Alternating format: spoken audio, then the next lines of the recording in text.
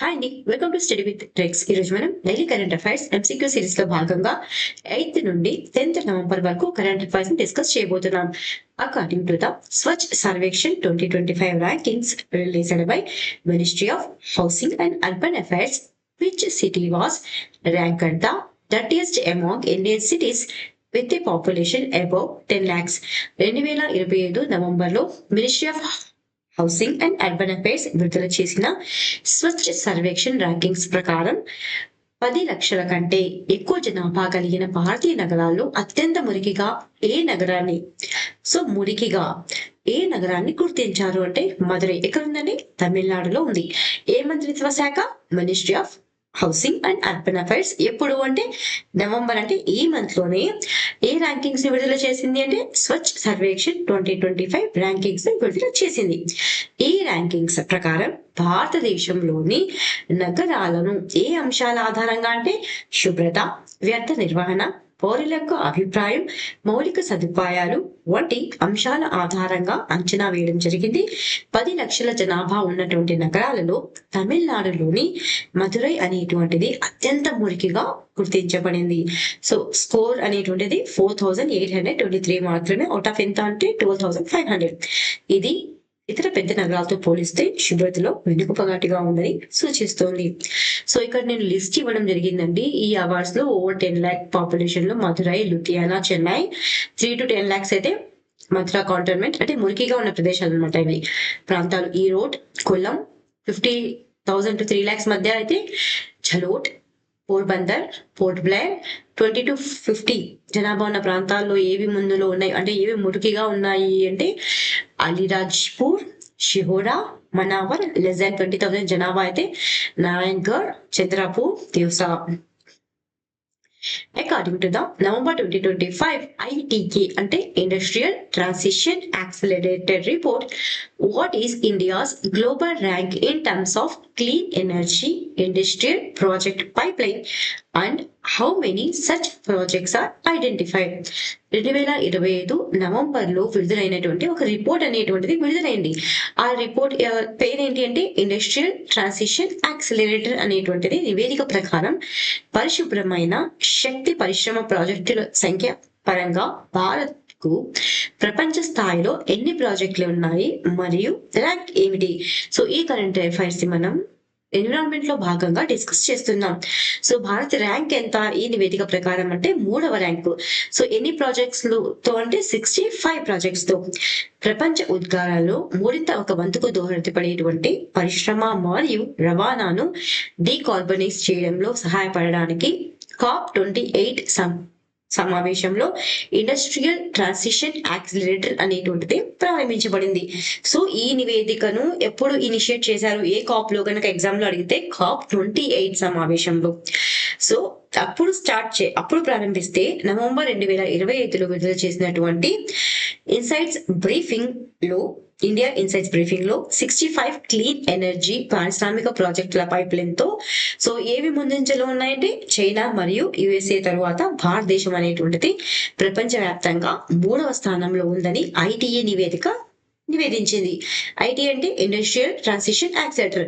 So ఈ ఐటీఏను ఏ cap లో ప్రారంభించారు అంటే COP28. ఈ ప్రాజెక్టులు పారిశ్రామిక డీకార్బనైజేషన్ ను వేగవంతం చేయడానికి లక్ష్యంగా పెట్టుకున్నాయి. What technology is the focus of UNESCO's first global ethical standards adopted in 2025 addressing privacy, human rights and data protection? 2025లో యునెస్కో ఆమోదించిన ప్రపంచంలోని అత్యంత నైతిక ప్రమాణాలు ఏ సాంకేతికతపై దృష్టిని సారించాయి? ఇది గోప్యత, మానవ హక్కులు, డేటా రక్షణ వంటి అంశాలను పరిష్కరిస్తుంది. ఆన్సర్ ఏంటి అంటే న్యూరో టెక్నాలజీస్. ఎప్పుడైనా సరే యుఎన్ కి సంబంధించినటువంటి కరెంట్ అఫైర్స్ అనేటువంటిది చాలా ఇంపార్టెంట్ అండి ఎగ్జామ్స్ లో. సో యునెస్కో అంటే United Nations Educational, Scientific and Cultural Organization 2025లో ఏ టెక్నాలజీ పైన అంటే న్యూరో టెక్నాలజీ పై ప్రపంచంలోనే తొలి అన్నమాట ఇది, కాబట్టి ఇంపార్టెంట్, ఇది వరల్డ్స్ ఫస్ట్ కాబట్టి ప్రపంచంలోనే తొలి నైతిక ప్రమాణాలను ఆమోదించింది. మెదడు మరియు నాడీ వ్యవస్థ కార్యకలాపాలను రికార్డ్ చేసే అంటే అర్థం చేసుకునేలా లేదా ప్రభావితం చేసే పరికరాలు మరియు వ్యవస్థలను న్యూరో టెక్నాలజీ అనేటువంటిది సూచిస్తుంది. ఈ అంతర్జాతీయ ఫ్రేమ్వర్క్ న్యూరో టెక్నాలజీ యొక్క నైతిక అభివృద్ధి, ఉపయోగం మరియు పాలనకు నామనిర్దేశకం చేయడానికి రూపొందించబడింది. సో ఇది ఇక్కడ మెయిన్ గా యునెస్కో అనేటువంటిది ఏ టెక్నాలజీ యొక్క నైతిక ప్రమాణాలను ఆమోదించింది అంటే న్యూరో టెక్నాలజీ. అది ఒక్కటి గుర్తుపెట్టుకోండి చాలు.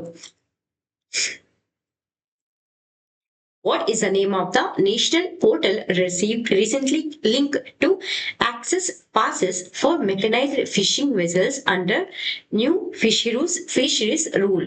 So ఇటీవల మత్స్య వనరుల వినియోగానికి సంబంధించి కొత్త నిబంధనల ప్రకారం యాంత్రిక మత్స్య నౌకల కోసం యాక్సెస్ పాసెస్ పొందేందుకు అనుసంధానించబడిన జాతీయ పోర్టల్ పేరు ఏమిటి? సో ఈ న్యూస్ అనేటువంటిది పిఏబిలో ఉందండి, కాబట్టి ఇంపార్టెంట్ ఇది. ఆ పోర్టల్ పేరు ఏంటి అంటే real craft. So real craft అంటే ఏంటి? Registration and licensing of fishing craft.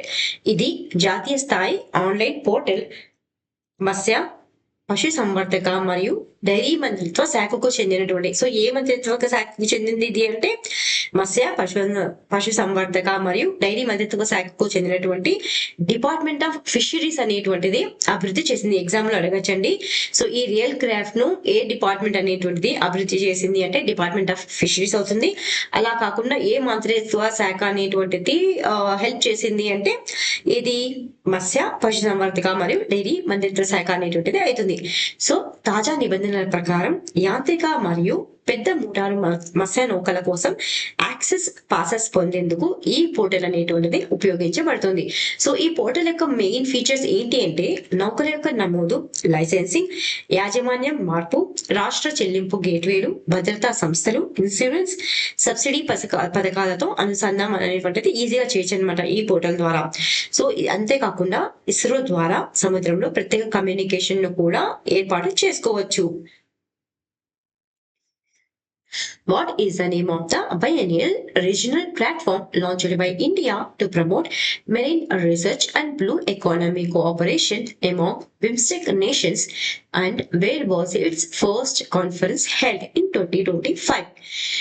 BIMSTEC దేశాల మధ్య సముద్ర పరిశోధన మరియు బ్లూ ఎకానమీ. సో దేని ఏ సహకారం అంటే సముద్ర పరిశోధన మరియు బ్లూ ఎకానమీ సహకారాన్ని ప్రోత్సహించేందుకు భారతదేశం ప్రారంభించిన ద్వైవార్షిక ప్రాంతీయ వేదిక పేరేమిటి? మరియు 2025లో మొదటి సమావేశం, కాబట్టి ఇంపార్టెంట్ ఇది, మొదటి సమావేశం ఎక్కడ జరిగింది? సో దాని ప్రాంతీయ వేదిక పేరు ఏమిటి అంటే బిమ్ రెన్. అలా కాకుండా దీన్ని ఎక్కడ హోస్ట్ చేశారు అంటే కొచ్చిలో హోస్ట్ చేశారు. బిమ్రెన్ అంటే ఏంటి? BIMSTEC India marine research network. ఇది బిమ్స్టెక్ లో ద్వైవార్షిక ప్రాంతీయ వేదిక. దేన్ని ప్రోత్సహిస్తుంది అంటే ఇది సముద్ర పరిశోధన, సుస్థిర మత్స్య వనరుల నిర్వహణ మరియు బ్లూ ఎకానమీ సహకారాన్ని ప్రోత్సహిస్తుంది. ఈ కార్యక్రమాన్ని 2022లో కొలంబోలో బిమ్స్టెక్ సమ్మిట్ సందర్భంగా భారత ప్రధాని గారు ప్రకటించారు. సో అప్పుడు ప్రకటించారు కాబట్టి ఇప్పుడు దీని యొక్క మొదటి సమావేశం అనేటువంటిది కొచ్చిలో జరిగింది. సో మొదటి బిమ్రెన్ సమావేశం ఎప్పుడు జరిగింది అంటే 2025 నవంబర్ 4-6 తేదీలలో భారత్ అనేటువంటిది భారతదేశంలో కొచ్చిలో నిర్వహించబడింది. ఈ వేదిక neighbourhood first policy, act east policy, Indo Pacific మరియు మహాసాగర్ వంటి భారత వ్యూహాలకు అనుగుణంగా ప్రాంతీయ సామర్థ్యాన్ని పెంపొందించడానికి లక్ష్యంగా పెట్టుకుంది. సో ఇది ఏ మంత్రిత్వ శాఖలో వస్తుంది అంటే సపోర్ట్ చేస్తుంది అంటే భారత విదేశాంగ మంత్రిత్వ శాఖ అన్నమాట. సో ఈ సమావేశాన్ని కూడా 2024లో భారత విదేశాంగ మంత్రిత్వ శాఖ అధికారికంగా ప్రారంభించడం జరిగింది. Which monkey species was recently recommended by SCNBNBWL అంటే ఏంటి అంటే Standing Committee of the National Board for Wildlife for reinstatement under the schedule 2 of the Wildlife Protection Act 1972. వన్యప్రాణుల రక్షణ చట్టం 1972 ప్రకారం షెడ్యూల్ 2ను తిరిగి చేర్చాలని SCNBWL అంటే ఏంటి standing Committee of the National Board for wild life ఇటీవల సిఫార్సు చేసినటువంటి కోతి జాతి ఏది అంటే మంకీ జాతి ఏది అన్నమాట. సో దీనిని తిరిగి షెడ్యూల్ 2 లో చేర్చాలని వారు సిఫార్సు చేయడం జరిగింది. సో దాని పేరు ఏంటి అంటే రీసస్ మకావ్. ఈ రీసస్ మకాక్ అనేటువంటిది ఓల్డ్ వరల్డ్ మంకీ జాతికి చెందినటువంటి కోతి అనమాట. దీని యొక్క సైంటిఫిక్ నేమ్ చూస్తే మకాకా ములుట్టా. సో ఇది భారతదేశం ఎక్కడెక్కడ నివసిస్తుంది అంటే భారతదేశం, Nepal, Bangladesh, Pakistan, Myanmar, Thailand, Vietnam, Afghanistan, దక్షిణ చైనా వంటి దేశాలు కనిపిస్తుంది. ఇటీవల national Board for wild life స్థాయి కమిటీ ఈ జాతిని వన్యప్రాణుల చట్టం 1972 ప్రకారం షెడ్యూల్ 2 లో తిరిగి చేర్చాలని సిఫారసు చేసింది. చాలా ఇంపార్టెంట్ అండి ఇది ఎన్విరాన్మెంట్ లో. ప్లీజ్ ఎక్కడైనా రాసుకోవడానికి ట్రై చేయండి. సో ఏ షెడ్యూల్ తిరిగి సిఫార్సు చేయాలని సిఫార్సు చేశారు అంటే షెడ్యూల్ 2. అలా కాకుండా ఇది ప్రస్తుతం దేనిగా ఉంది, ఇది ఏ కేటగిరీ కింద ఉంది అంటే లీస్ట్ కన్సర్న్ గా గుర్తించబడినప్పటికీ ఈ చర్య మానవ మరియు కోతి సంఘర్షణను నియంత్రించేందుకు మరియు బహుళ రక్షణ చర్యలు తీసుకునేందుకు దోహదపడుతుంది. సో షెడ్యూల్ 2 గుర్తుపెట్టుకోండి. Which Indian state became the first to grant 12 days of paid menstrual leave annually to women employees across both government and private sector? ప్రభుత్వ మరియు ప్రైవేట్ రంగాలలోని మహిళా ఉద్యోగులకు సంవత్సరానికి 12 రోజుల వేతనంతో కూడిన ఋతు సెలవులు మంజూరు చేసిన మొదటి భారతీయ రాష్ట్రం ఏది అంటే బెంగళూరు అండి. ఇటీవల బాగా న్యూస్ లో ఉండింది ఇది. సో భారతదేశంలోని తొలి రాష్ట్రం అనమాట ఏది అంటే కర్ణాటక ప్రభుత్వం. కర్ణాటక అనేటువంటిది. సో కర్ణాటక ప్రభుత్వ రంగంలోనే కాక ప్రైవేట్ రంగాల్లో కూడా మహిళా ఉద్యోగులకు సంవత్సరానికి 12 రోజులు అనమాట. ఎన్ని రోజులు? 12 రోజుల చెల్లించేటువంటి మెన్స్ట్రువల్ సెలవులు అంటే ప్రతి నెల ఒక రోజు కల్పించింది అనమాట. ఈ విధానం మహిళల యొక్క ఆరోగ్యం, గౌరవం మరియు ప్రొడక్టివిటీకు మద్దతుగా రూపొందించబడింది. అంతేకాకుండా ఇది లింగ సమానత్వాన్ని ప్రోత్సహిస్తూ మెన్స్ట్రుయేషన్ ఋతుస్రావం పట్ల ఉన్న అభ్యాసాన్ని తగ్గించేందుకు దోహదపడుతుంది. ఏ రాష్ట్రం అంటే కర్ణాటక స్టేట్. ఎన్ని రోజులు? 12 days. What is the name of the China's third aircraft carrier commissioned at Sanya Port and equipped with EMOS అంటే electromagnetic aircraft launch system technology? EMOS సాంకేతికతో కూడిన సాన్యా పోర్ట్ వద్ద ప్రారంభించిన చైనా యొక్క 3వ వాహన నౌక పేరు ఏమిటి అంటే ఫుజియాన్. సో ఈ ఫుజియాన్ అనేటువంటిది ఏ దేశానికి అండి? చైనా యొక్క 3వ విమానాన్ని తీసుకెళ్తుంది అనమాట. ఈ నౌక ద్వారా వాహన నౌక 2025లో ఏ పోర్ట్ వద్ద? సాన్యా పోర్ట్ వద్ద ప్రారంభించబడింది. ఇది EMOS అంటే electromagnetic air craft launch system తో కూడిన మొదటి ఫ్లాట్ డెక్ క్యారియర్. ఇది విమానాలను మరింత సాఫీగా, భారీగా మరియు వేగంగా ప్రయోగించేందుకు అనుమతిస్తుంది. Which intercontinental ballistic missile did the United States test on 5th November 2025 from Vandenberg Space Force Base, validating the Airborne Launch Control System? 2025 November 5న వాండెన్బర్గ్ స్పేస్ ఫోర్స్ బేస్ నుండి పరీక్షించి ఎయిర్బోర్న్ లాంచ్ కంట్రోల్ సిస్టమ్ ను ధృవీకరించిన America అంతర్జాతీయ ballistic క్షిపణి పేరు ఏమిటి అంటే minute man 3. చాలా ఇంపార్టెంట్ అండి ఇది. ఇంటర్నేషనల్ న్యూస్ తో పాటుగా సైన్స్ అండ్ టెక్నాలజీలో కూడా ఈ రెండింటి న్యూస్ దీన్ని మనం కవర్ చేస్తున్నాం అనమాట. సో ఇది సైన్స్ అండ్ టెక్నాలజీ మెయిన్ గా ఏ దేశం అంటే అమెరికా దేశం. ఎప్పుడు అంటే నవంబర్ 5న Minuteman 3 intercontinental ballistic missile అనమాట GT-254 ను ఎక్కడి నుండి అంటే Vandenberg Space Force Base California నుండి పరీక్షించింది. క్షిపణి యొక్క పునః ప్రవేశం వాహనం ద్వారా పసిఫిక్ సముద్రంలోని క్వజలిన్ అటౌల్ సమీపంలో ఈ క్షిపణి అనేటిని ఢీకొట్టడం జరిగింది. అంటే తిరిగి రీఎంట్రీ అయిందనమాట. ఈ ప్రయోగం ఆపరేషనల్ రెడీనెస్ మరియు విశ్వసనీయతను పరీక్షించేందుకు నిర్వహించబడింది. ముఖ్యంగా airborne launch control system ను E-6B విమానం ద్వారా ధృవీకరించారు. ఇది గ్రౌండ్ కమాండ్ సిస్టమ్ విఫలమైనప్పుడు బ్యాకప్ కమాండ్ అండ్ కంట్రోల్ సామర్థ్యాన్ని అందిస్తుంది. సో సింపుల్ గా మినిట్ మ్యాన్ 3 అనేటువంటి మిసైల్ అనేటువంటిది ఏ దేశానికి చెందింది అంటే అమెరికాకు చెందింది. Intercontinental ballistic missile minute man 3. Which global climate summit held in Belém, Brazil in November 2025 is known as the COP of Adaptation for its focus on helping countries adjust to climate impacts like floods, droughts and sea level rise. వర్షాలు, ఎండలు, సముద్ర మట్టం పెరుగుదల వంటి వాతావరణ ప్రభావాలకు దేశాలు అనుగుణంగా మారేందుకు దోహదపడే లక్ష్యంతో అడాప్షన్ కాప్ గా పిలువబడుతున్న 2025 నవంబర్లో బ్రెజిల్లోని బెలెం నగరంలో నిర్వహించిన గ్లోబల్ క్లైమేట్ సమ్మిట్ పేరు ఏమిటి అంటే COP13. ఎక్కడ నిర్వహించబడుతుంది అంటే బెలెం బ్రెజిల్లో అంటే ఇప్పుడు నవంబర్ ఈ రోజుని స్టార్ట్ అవుతుంది అనమాట. నవంబర్ ఎప్పటి నుంచి ఎప్పటి వరకు అండి? నవంబర్ 10th నుండి నవంబర్ 21st వరకు. సో ఎన్విరాన్మెంట్ లో మనం డిస్కస్ చేస్తున్నాం. COP చాలా చాలా ఇంపార్టెంట్ అండి.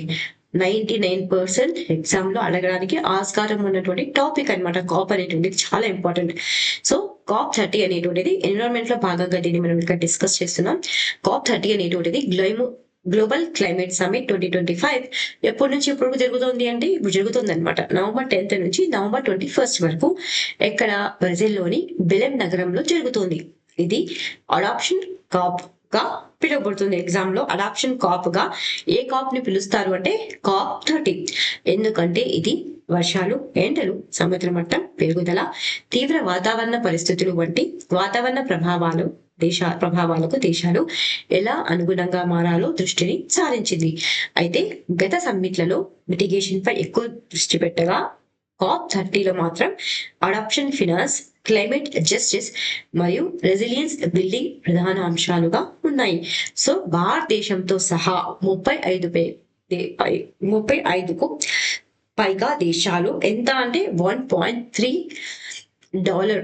ట్రిలియన్ అనేటువంటిది ఏ రోడ్ మ్యాప్ కు మద్దతు ఇచ్చాయి అంటే Baku to Belem road map కు మద్దతులు ఇచ్చాయి. ఎగ్జామ్ లో కనుక Baku to Belem road map అనేటువంటిది ఏ కాప్ ద్వారా తీసుకొచ్చారు అంటే COP30.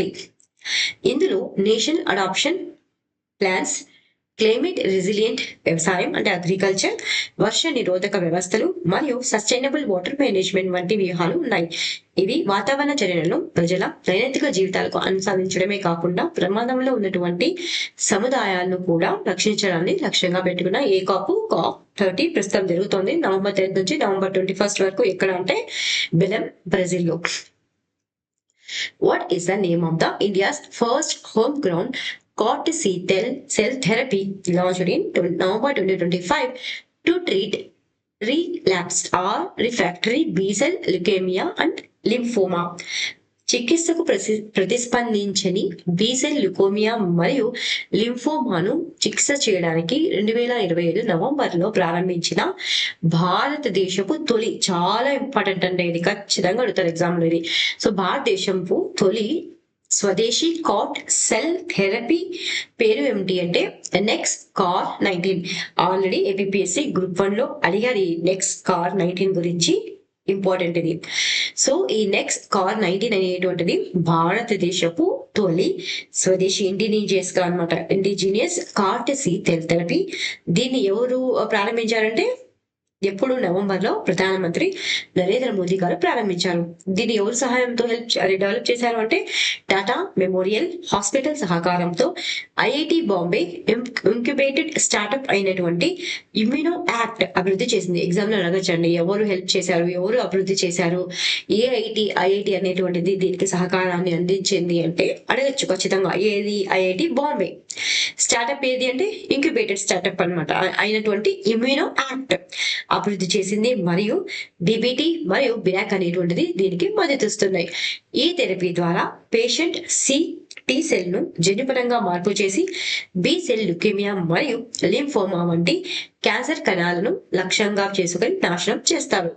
అంతర్జాతీయ CAR-T సెల్ చికిత్సలతో పోలిస్తే దాదాపు 10 రెట్లు తక్కువ ఖర్చుతో అందుబాటులో ఉండే ఈ థెరపీ భారతదేశంలో క్యాన్సర్ చికిత్సను మరింత సులభతరం చేస్తుంది. గుర్తుపెట్టుకొని చాలా ఇంపార్టెంట్ ఇది. The one-liner questions. On November 6, 2025, Union Minister Manohar Lal Khattar, Ministry of Power, released a commemorative coin of rupees 50 to mark the golden jubilee, like 50 years of NHPC Limited, formerly known as the National Hydroelectric Power Corporation, at an event held in New Delhi. He also unveiled a comic titled Chota Bheem Aur Bada Bandh to teach children and the general public about the significance and benefits of hydropower. ఎప్పుడు అంటే November 6న ఎక్కడ జరిగింది అంటే న్యూఢిల్లీలో జరిగినటువంటి ఒక కార్యక్రమంలో ఏ మంత్రిత్వ శాఖ, కేంద్ర విద్యుత్ మంత్రిత్వ శాఖ ఆయన మంత్రి అయినటువంటి మనోహర్ లాల్ ఖట్టర్ గారు. సో ఎవరు 50 ఇయర్స్ పూర్తి చేసుకున్నారండి? NHPC అంటే national hydro electric power corporation 50 years complete చేసుకున్నారు. కాబట్టి స్వర్ణోత్సవం సందర్భంగా 50 రూపీస్ స్మారక నాణంను విడుదల చేశారు. జల విద్యుత్ యొక్క ప్రాముఖ్యత మరియు ప్రయోజనాల గురించి పిల్లలకు మరియు సాధారణ ప్రజలకు బోధించడానికి ఏ బుక్కును అంటే ఛోటా భీమ్ ఔర్ బడా బంద్ అనే కామిక్ పుస్తకాన్ని కూడా ఆయన ఆవిష్కరించడం జరిగింది. Prime Minister of India inaugurated the year-long celebrations marking 150 years of the national song Vande Mataram in New Delhi on 7th November 2025. Written by Bankim Chatterjee on 7 November 1875. In 1896, Rabindranath Tagore sang it publicly at the Calcutta Congress session.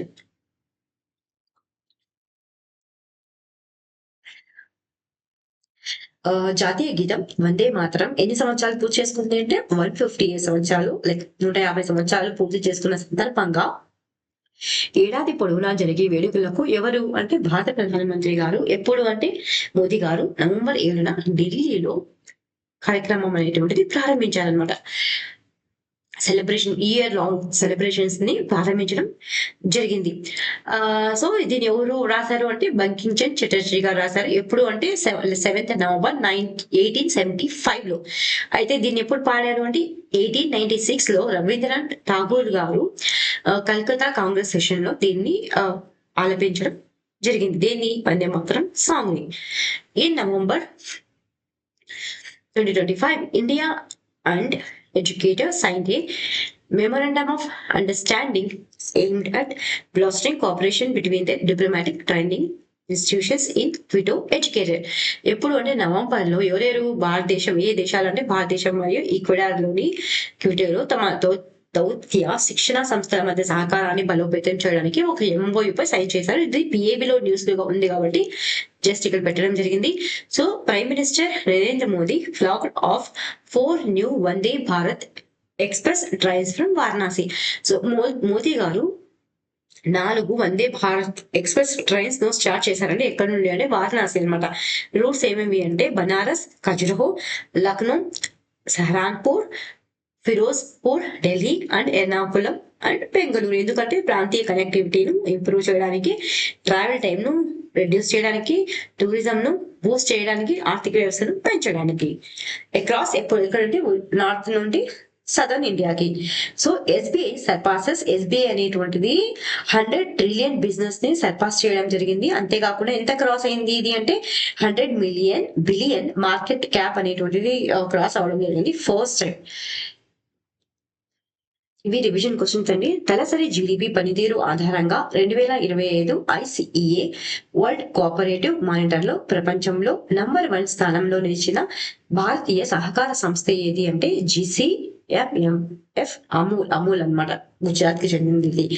Boston global forum మరియు AI world society నుండి 2025 world leader for piece and security award అందుకున్న వ్యక్తి ఎవరు అంటే Gurudev Shri Ravishankar.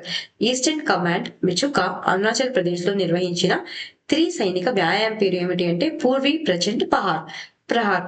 So 1.3 billion కాంతి సంవత్సరాల దూరంలో ఉన్న కృష్ణబిలం black hole విలీనం నుండి కనుగొనబడిన గురుత్వాకర్షణ తరంగ సంఘటన పేరు ఏమిటి అంటే GW250114. భారత నౌకాదళం కొచ్చిలో ప్రారంభించబోయే సర్వే వెసల్ తరగతికి చెందినటువంటి మూడవ నౌక పేరు ఏమిటి అంటే ఇది సదర్న్ నావల్ కమాండ్ వద్ద ఆధారితమయ్యే మొదటి నౌక కూడా INS ఇక్షక్. ప్రభుత్వ మరియు గ్రామీణ సంస్థలకు ఉపగ్రహ ఆధారిత ఇంటర్నెట్ సేవలను అందించడానికి Starlink satellite communications private limited తో ఒప్పందం కుదుర్చుకున్న మొదటి భారతీయ రాష్ట్రం ఏది అంటే మహారాష్ట్ర. DRI గుజరాత్ లోని వల్సాద్ లో 22 కోట్ల విలువైన అల్ట్రా జూమ్ లను స్వాధీనం చేసుకుని నలుగురిని అరెస్ట్ చేసిన ఆపరేషన్ పేరు ఏమిటి అంటే ఆపరేషన్ వైట్ కాల్డ్రన్. తాజా IUCN గ్లోబల్ అసెస్మెంట్ లో ఏ భారతీయ సహజ ప్రపంచ వారసత్వ ప్రదేశం మంచి లేదా గుడ్ రేటింగ్ ని పొందిన భారతీయ నేచురల్ వరల్డ్ హెరిటేజ్ సైట్ ఏది అంటే కాంగ్చన్జంగా జాతీయ ఉద్యానవనం. సౌరశక్తితో నడిచే ఉపగ్రహాల ద్వారా ఆర్టిఫిషియల్ ఇంటెలిజెన్స్ డేటా సెంటర్లను అంతరిక్షంలో ఏర్పాటు చేయడానికి గూగుల్ ప్రారంభించిన కార్యక్రమం పేరు ఏమిటి అంటే project sun catcher. Emissions gap report 2025 ప్రకారం అన్ని దేశాలు తమ ప్రస్తుత వాగ్దానాలను ప్రతిజ్ఞల్ని పూర్తిగా అమలు చేసిన ఈ శతాబ్దం చివరి నాటికి ప్రపంచ ఉష్ణోగ్రత ఎందుకు పెరుగుతుందని అంచనా వేశారు అంటే 2.3 to 2.5 డిగ్రీ సెల్సియస్. UNEP యొక్క అడాప్షన్ గ్యాప్ రిపోర్ట్ 2025 ప్రకారం 2035 నాటికి అభివృద్ధి చెందుతున్న దేశాలకు అవసరమైన లేదా అంచనా వేసిన వార్షిక వాతావరణ అనుకూల ఆర్థిక సహాయం ఎంత అంటే $310 to $365 బిలియన్. ఇవి అంటే ఇవాటి current affairs. Please like, share, subscribe. Thank you so much for watching study with tricks.